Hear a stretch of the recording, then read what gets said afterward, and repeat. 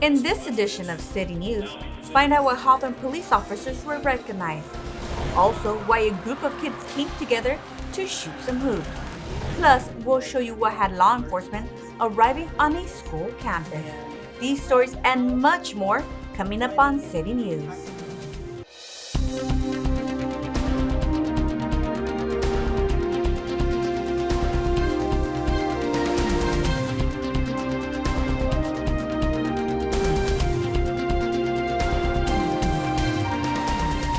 Hello and welcome to City News. I'm Jennifer Murillo. The city of Hawthorne and many others from the South Bay gathered to honor first responders. Sam Vargas has more. The South Bay Police and Fire Memorial Foundation held its 49th annual Medal of Valor luncheon. Police officers and firefighters from throughout the South Bay region are being recognized for individual acts and sustained superiority going above and beyond what is normally expected from people in those professions. The event, held at the Torrance Marriott, featured 7 officers from the Hawthorne Police Department. We have 5 officers receiving recognition for life-saving awards, so incidents that they handled in the course of their duties where their actions directly led to an individual not losing his or her life. We received a call for service in regard to a traffic collision, and it turns out that when we arrived, there was actually somebody that was overdosing in the middle of the street. He wasn't responding, he had no pulse. Me and my partners arrived. I conducted CPR while my partner did an AED, and then fortunately we were able to get a pulse again. With 2 others receiving the Distinguished Service Award. I'm being awarded the Distinguished Service Award. It was for a tourniquet application during a shooting that we had in our city. These first responders that go out every single day and put their lives on the line for us, I couldn't be more ecstatic to be here to support them. And for many of these officers, it's a humbling experience. I think it really reminds us that all of the training that we go through, our efforts of providing the best service for our city, it counts, especially in these kind of moments. It's an incredible feeling, especially seeing what everyone here, all the men and women have been doing throughout the last year, and to be able to be up here with them, it's incredibly humbling. The other recipients from Hawthorne PD include Officers Shelly Yoshida, Diego Campos, Gustavo Campos, and Armando Duarte. Reporting for HCTV, I'm Sam Vargas. To learn more about the South Bay Police and Fire Memorial Foundation, visit their website at sbpoliceandfire.com. The City of Hawthorne hosted a Memorial Day ceremony in collaboration with the American Legion Post 314 and Hawthorne Veterans Foreign Wars Post 2075. Memorial Day for military members is a solemn day. It is a day to reflect on friends lost, comrades who gave their last measure for the cause of freedom. For some, Memorial Day is every day. As we stand united in remembrance, let us not only honor the sacrifices of those who gave their lives, but also recognize the responsibility we carry forward. Fallen heroes were given special recognition with a reading of names during the ceremony. Elsie N. Richardson, United States Army. No response. Frank D. Reha, United States Marine Corps. No response. The cost of combat is not just death. It has a ripple effect of absence left behind.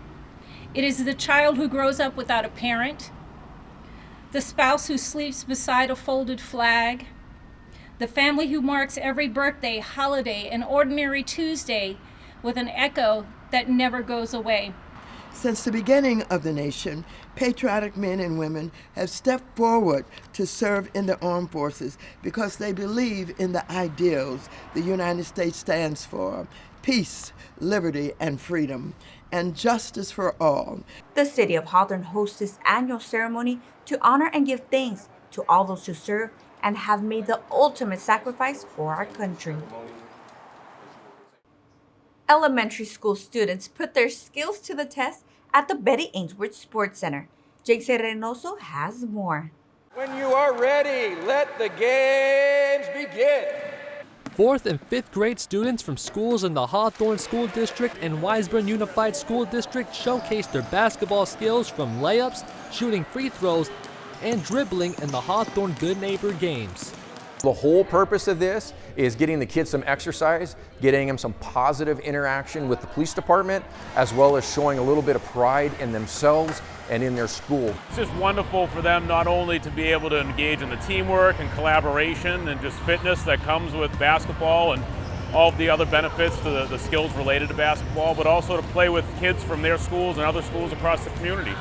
The Hawthorne Police Department visited each school 3 times, and with their help were able to pick which 10 students could participate in this Good Neighbor Games, where they competed and shared the experience with students from other schools based on skill, citizenship, and academic performance. It helps bring everybody together, so all the kids can get to know each other from the different districts, and it gives them a sense of confidence because they were the ones that were chosen out of their school, so it's like they get to represent their school as well. When he made the team, he was super excited. I didn't really know much of the event, but he kept on coming home telling me about it, and for example, today he's missing a birthday party because he had to be here. There were many kids who were excited about being able to represent their school and couldn't wait to show what they brought to the table. The style I play, to get everybody the ball, to get all my teammates touches of the ball. If they're not scoring, I just score. And I like that they chose me because I like basketball and I've wanted to do this for a very long time.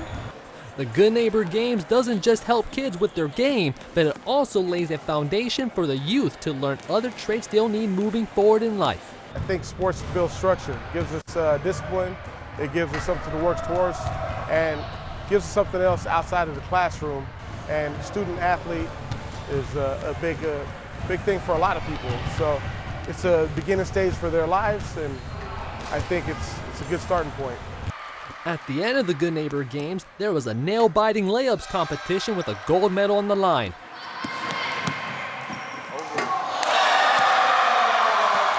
There are other medals given to students in each grade for most layups made, free throws made, and fastest dribbling agility time, as well as trophies given out to the best overall athlete and best school. I tried to get as good as I could to get to the watch party for the first game of the NBA Finals. It means a lot. I am making history for my family.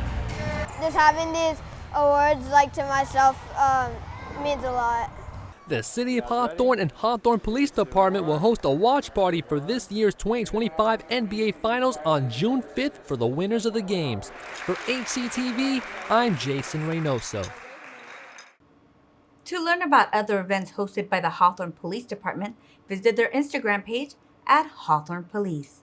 Coming up next on City News, we'll show you how a clinic is making vaccines accessible to families. There's more news ahead.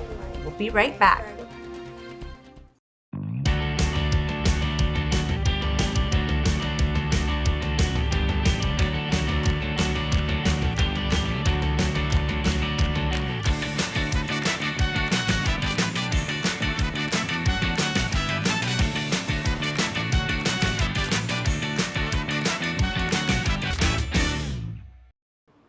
Welcome back. Law enforcement officers and school district leaders met on the campus of Lawndale High School with one goal in mind. Tony Long Jr. has the full report. The Centinela Valley Union High School District held their 6th annual safety summit at the Centinela Valley Center for the Arts. Every year we talk about policies and procedures and how everyone is interacting in terms of following certain guidelines and the latest trends and so forth. CVUHSD brought together law enforcement, district, local, regional, and state leaders and partnering districts to discuss pressing safety challenges. It's a collaboration between our school administrators and law enforcement and to keep our campuses safe. Under Sheriff April Tardy of the Los Angeles County Sheriff's Department was the keynote speaker, giving out ideas on how to continue making campuses a safe learning environment. I wanted to stress the importance of preparing in advance, having a threat assessment protocol in place, emergency response coordination, and just the overall duties of our school resource officers who are very important to our campuses. Attending the event offered some insight to city officials and local police officers. as they develop ideas on what they can do to help the local youth feel safer. Being here today really put things in perspective and gave me a different understanding, and now I can really connect with my school district folks to make sure that they have the resources that they need to make sure that our schools are safe. I'm very interested in maybe partnering up with some non-governmental organizations to see if the city of Hawthorne or the police department can perhaps provide some services or opportunities for the local kids in our city that attend schools in our city so that they have activities that they can engage in. One topic discussed was the importance on taking preventative measures of safety issues on campus. I think the most important thing is make sure that we're talking to our students, that we're listening. We're not walking around the campuses with blinders on. We listen to rumors and address things appropriately and quickly, that we don't ignore bullying. Other measures have been surveillance cameras, policies on entries with active shooter. So there's an array of topics that come about, and we want to make sure that that the policies that are in place are being enforced and how we're interacting with each other as partners. CVUHSD School Board Vice President Hugo Rojas wants parents to know that they have an opportunity to voice their concerns on school safety issues at the monthly school district board meetings. For HCTV, I'm Tony Long Jr.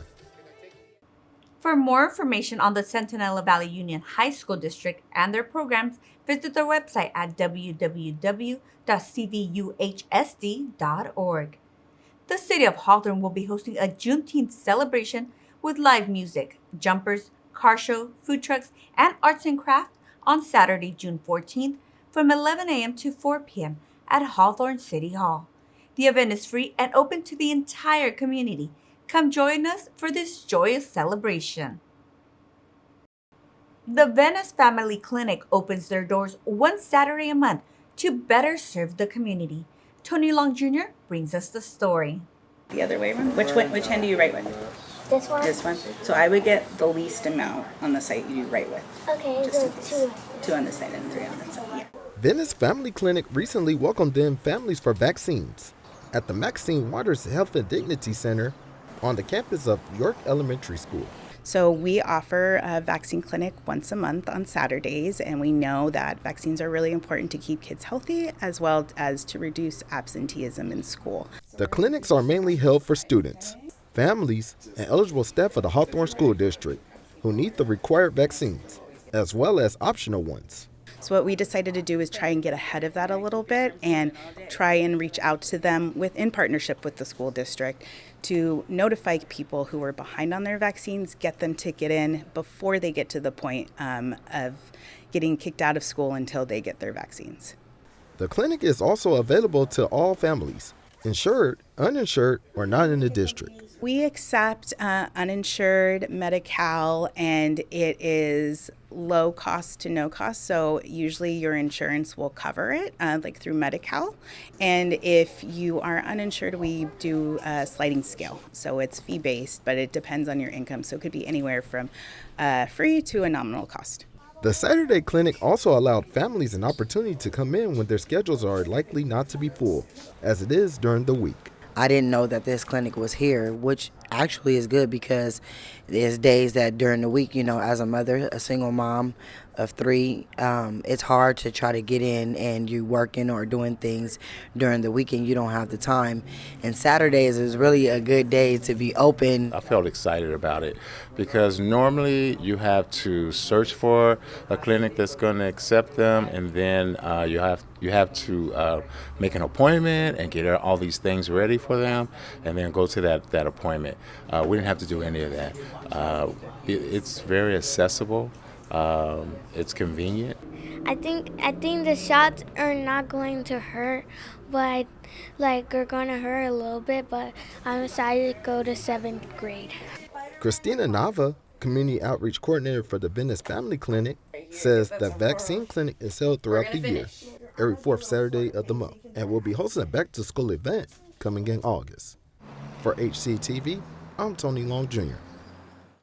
To find out about their services and more information, visit their website at venice.familyclinic.org. Keep it right here on Channel 22 for these future city news stories.